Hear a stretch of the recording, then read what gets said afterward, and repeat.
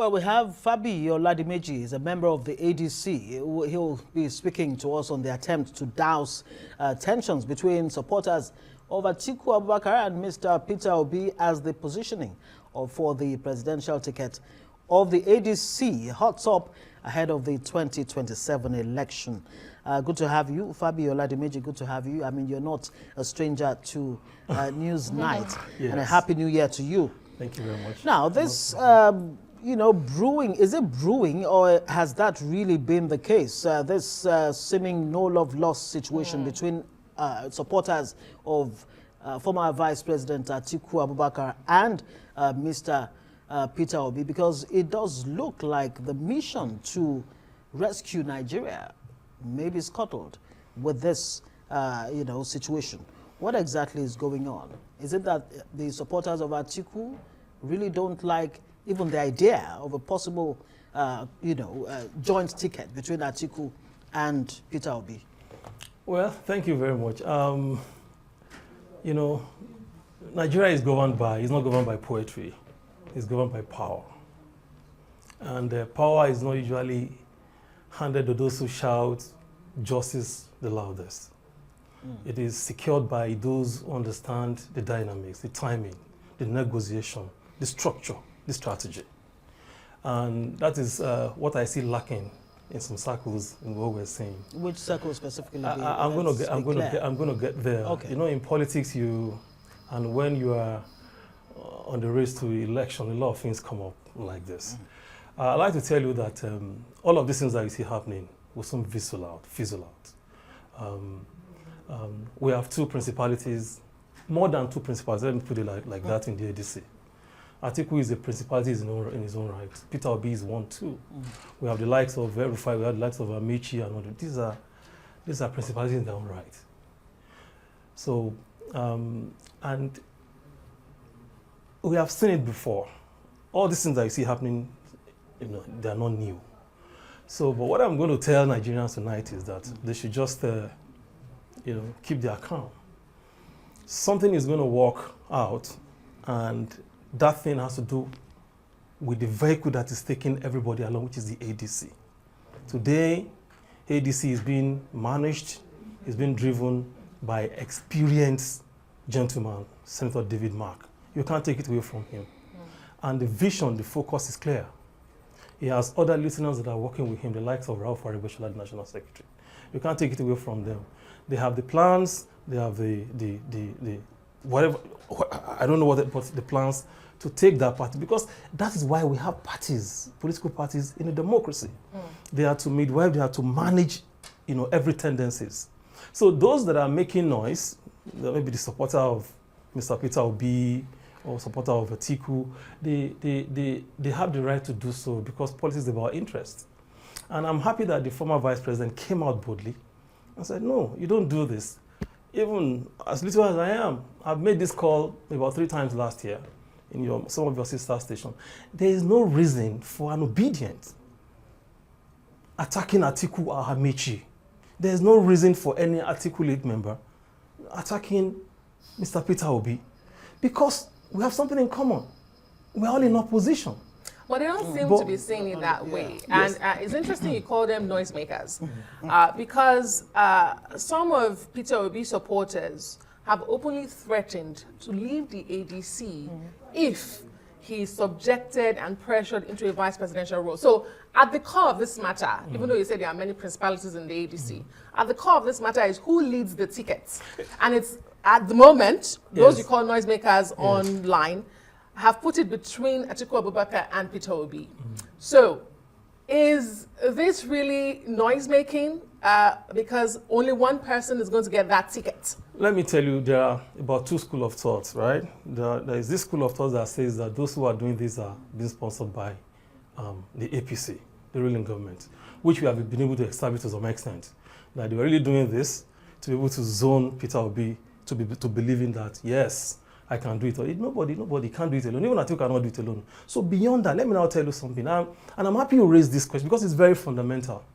There are some individuals in this country that I have tremendous respect for, and I'm going to call their names. It's nothing, but when someone like Professor Patutumi came out and said, if Peter Obi should go anything less than presidency, he's going to withdraw his support. I was disappointed in him because, let me tell you why I'm disappointed. Why? Because here was a man who was special advisor on political matters to former President Shehu Shagari. He was under 30. Yeah. As a I've 25 expected him to understand how democracy works. Here is a man who have been a candidate of a party, in an election, presidential candidate of a party, who knew what he did to get to that place. So you don't come out and make such statements. These are the things that are adding fuel into all these people. And again, beyond that, let me tell you, there are some other Southeastern people. And this is a question I want to ask. And I'm being objective here. I may be wrong, but that's the way I see it. As a Southeastern person, and you are saying, if power does not come to the South, you are not going to support Peter Obi. Number one, the first question is this about Peter Obi, about the zone you say you come from? That's number one. The number two question is, and I want to mention him too, the former DG of VON, Mr. Osita Okechukwu. He comes out and says, no, it has to go. He's a Southeasterner, as the last time I checked. So why didn't you say President Tinubu in your party should drop for a Southeastern person? But what they do is to sustain attack on Atiku Abubakar. And you see all of these guys who do not even understand the dynamics joining the fray. So these are the things I'm trying to clear. So that's why you see all of this, or you hear all of this thing time and time again. So Mr. Peter Obi has fully identified with this party since last year. All right? And since he had come, it has not been about the unity of that party. It has not been about cohesion. It has not been about coalition.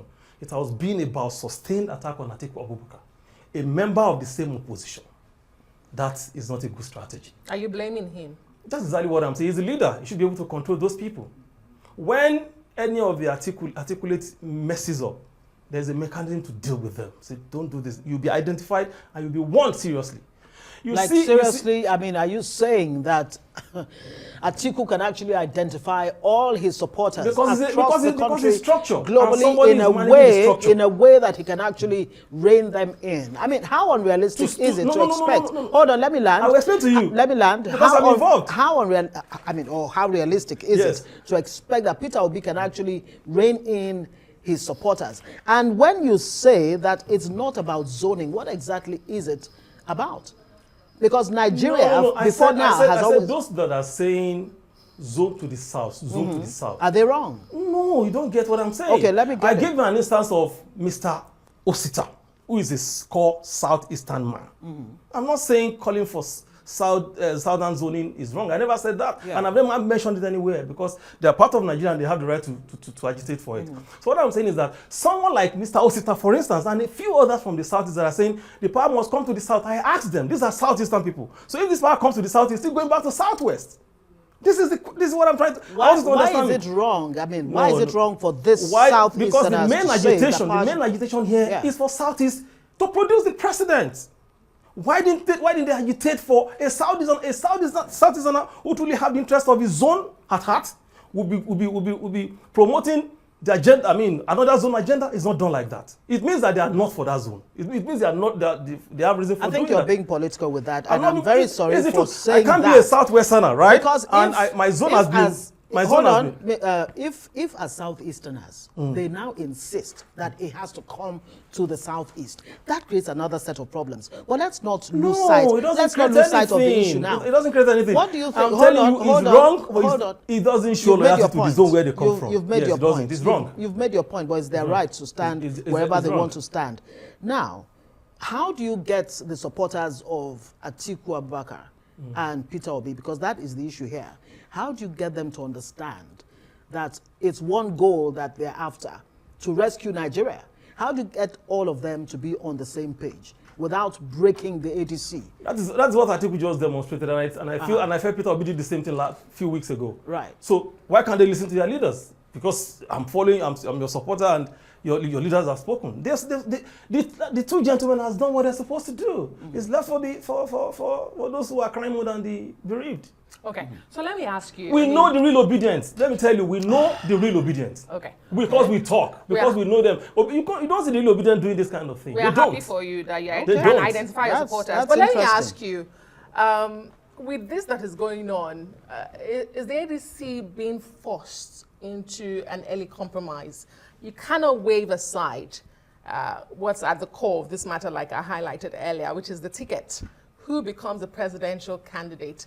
How is the ADC dealing with that? You've also said yourself that you have a lot of principalities in the party.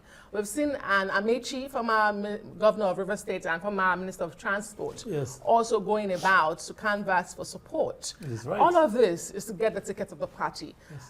Some would say this is just the beginnings, the tip of the iceberg of the implosion about to happen in the ADC. There's not going to be any as implosion. 2027 draws close. There's not going to be any implosion. Let me tell you something. The party is clear about what they want to do. Now, the party has the right to say, okay, let's do consensus. And if the consensus does not work, everybody goes to open field. The party hasn't decided yet what it's going to do. What they will tell us when, the leadership will tell us when they are ready. It doesn't have to be now. They will tell us when they are ready.